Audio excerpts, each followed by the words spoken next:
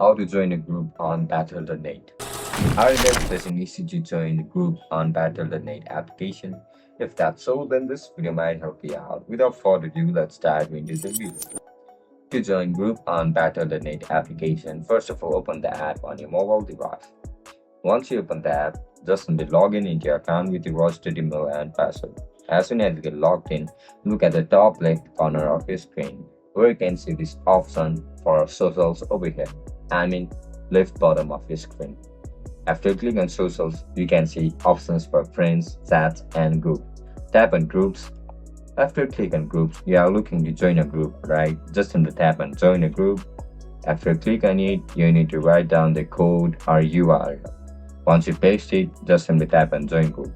If the code is valid, then you will join the group easily. And that's it guys. That's how we're going to join a group on Battle.net application. If you guys found this video helpful, don't forget to like, share and subscribe to our channel. Bye bye.